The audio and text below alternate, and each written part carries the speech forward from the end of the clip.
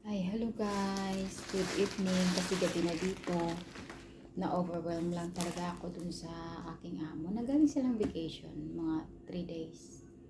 3 araw. Pagkatapos, fix ko lang dahil binili niya talaga ako ng babasahing mga books.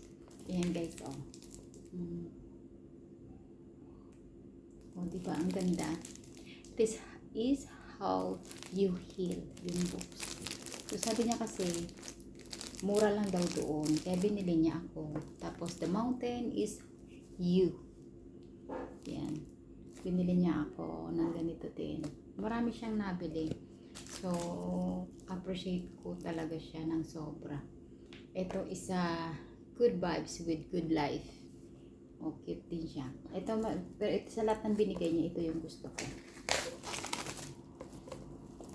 Good vibes, good life. Ayan, bubuksan natin. Alam niya kasi mahilig akong magbasa-basa kahit na yung mga newspaper dito na ano. Hindi Arabic kasi hindi mo ako marunong magbasa ng Arabic. Dapat ito isa.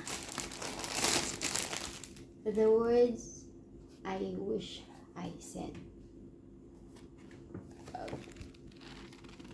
Yan, flex ko lang yung mga langga. Pagkatapos, ito Libro. Egypt.